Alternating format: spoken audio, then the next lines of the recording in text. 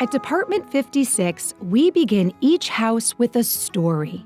Our stories cover everything from a glimpse into Santa's world to how Dickens might have spent a day in Victorian London and beyond. These stories create an affinity between Department 56 and our collectors. From start to finish, a typical Department 56 house can take an average of 6 months from initial ideation to finished piece. Now you can take a peek behind the scenes of Department 56 for the backstory that leads to the creation of each of our houses. Then we hand off our stories to our collectors, who then begin their stories. Our artists are constantly keeping an eye out for anything that may spark an idea that could lead to a thumbnail sketch or a conversation with a colleague. This happens throughout the year. Twice a year, we sit down to organize and formalize these ideas to begin the process of our yearly introductions. We discuss our villages to continue storylines or to introduce new storylines. Based on our ideation, a list is created categorizing the houses by village. We then start the process of working with our artists to bring these ideas to life. We have artists of numerous backgrounds and talents on staff to help us with this process. Many have worked with Department 56 for well over 20 years. Each artist is assigned projects which play to their strengths. Working from the list and following through on notes from the ideation process, a clean sheet of paper is filled with thumbnails and notes until the artist chooses a direction.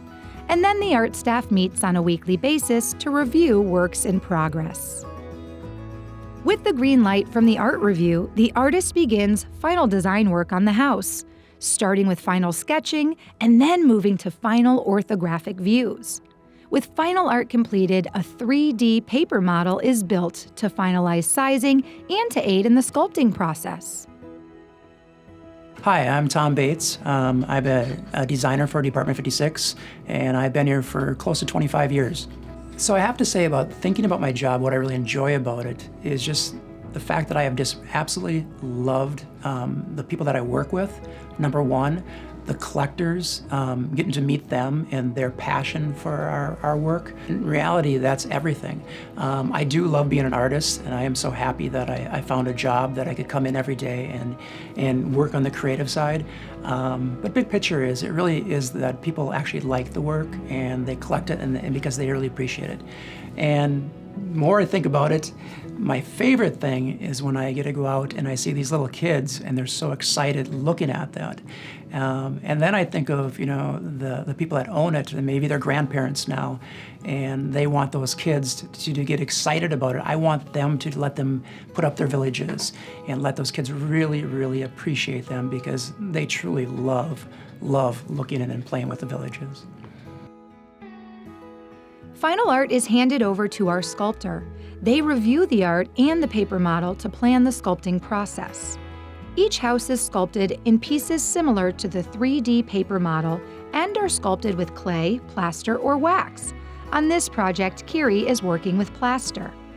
Each house is created slightly larger than its final size to allow for shrinkage in the manufacturing process. Each piece of the house is sculpted using hand tools. Upon completion and approval, the sculpt is sent out for molding.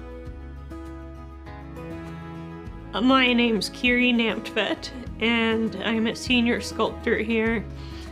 And I've been working at Department 56 for 22 years. It is really neat to take a two-dimensional drawing and turn it into a three-dimensional object, because just seeing something become this real-world shape and adding all the details and the problem solving too is really fun, because one thing about making this thing that's going to be fired in a kiln is that I have to sculpt the side. Like if the side is a big flat area, I actually have to sculpt it bulging outward slightly, because in the kiln it shrinks and pulls in. So it's just a good challenge. Creating our molds introduces a third art form after design and sculpting. This step is crucial, as it requires a great deal of skill to create molds that will allow each house to be produced in quantity, yet still maintain incredible detail and reflect our artistic intent. Each part of the sculpture is molded. The complexity of the piece will determine the number of molds needed. A simple piece will require 2 molds. This piece will require 5. A front, a back, both sides, and bottom. A parting line is established with clay, and then walls are created with glass panes. This will form the box where the plaster is poured. The sculpted mix has been treated with a mold release. Then a plaster mix is poured into the mold box. The table is slightly shaken, and the mix stirred by hand to remove air bubbles. Once the plaster is dry, the mold box is removed and the mold is separated from the sculpt. The mold now has a negative imprint of the sculpt.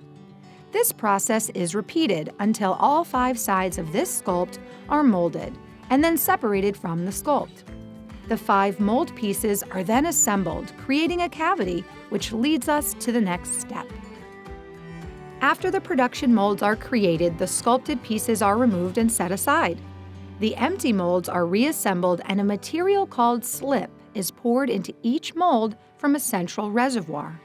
Slip is the liquid mix that can be modified to produce porcelain or ceramic pieces after firing. Once the mold is filled, it is set aside for 20 minutes. The porous plaster mold absorbs the liquid from the slip and dries the slip from the outside in, leaving a dried shell to form inside and against the mold. The excess slip is then poured out of the mold, leaving a dried shell inside, which is then removed. Slip casting allows us to create our hollow houses. Once all parts for a house are removed from the molds, they are assembled. The first step is trimming out windows and doors and other small parts. The second step is attaching each part using the slip as a bonding agent. Assembled houses are then set aside to continue drying for 1 or more days. The goal is to allow the water to evaporate to prevent problems while the house is in the kiln. As the parts dry and the water evaporates, the houses are slowly shrinking. And once they are completely dry, they are placed in a kiln for firing. There is a wide variety of products on the cart. Temperatures can vary inside the kiln, and the product is strategically placed for the best results. Once the door is closed, firing begins. Temperatures will reach nearly 2,400 degrees Fahrenheit, and the firing will last 12 hours for porcelain. Ceramic has a shorter firing time under lower temperatures. Once the firing is completed, the houses are removed from the kiln. They went into the kiln as fragile greenware, but come out as a hardened whiteware, similar to porcelain or ceramic tableware. Here we see each piece being inspected before the painting process begins. Like every step before, all work is done by hand. Before entering production, we create 2 samples from the molds. These samples are painted by the factory staff and sent to Department 56 for approval and reviewed for color, because what works in 2D does not always work in 3D. Our artists review the sample and repaint as necessary. The artist also works on final decal art that will be sent back to the factory with the approved painted sample. Each of our production molds can produce approximately 25 to 30 pieces, depending on the surface detail. With slip casting, the plaster mold absorbs water out of the slip, and this absorption process takes its toll on the molds by slowly distorting the fine detail on the mold surface. As a result, this limits how many pieces a production mold can produce. Once the detail starts to diminish, the molds must be discarded. To give us the ability to create the quantity of production molds that are needed to produce our houses in a timely manner, we create a new set of molds called case molds. This process involves creating a plaster mold of each production mold piece. These case molds are then sealed to be watertight, allowing for the solid plaster production molds to be created as needed from these case molds. 5 to 6 houses can be created from our initial production molds and still keep a sharp set of molds for the creation of our case molds. Creating each house requires an impressive number of molds. There are so many molds required to get the job done that they would easily cover numerous tables. Once painting is completed, decals are applied. After decals, each house is placed in a low-temp kiln to set decals and paint. After painting and decal placement, non-porcelain parts are attached. These are parts that would not survive the kiln, such as die-cast signs, acrylic windows, and sisal trees. Once complete, the houses are placed in their protective packaging and inserted into their colorful sleeves. They are placed in shipping boxes and begin their journey to your home. The story of Department 56 began over 45 years ago, and in that time, we have never forgotten that our collectors are what we are here for. We understand that the story behind each of our houses does not end when it is purchased, but continues on in homes across the country and beyond. There is tremendous support behind the scenes of the artists you have just met. This support guides the development of our goals, managing our partnership with our factories, sales, marketing, and shipping. We are confident that with this support, the traditions inspired by Department 56 will allow us to always be part of your holiday traditions.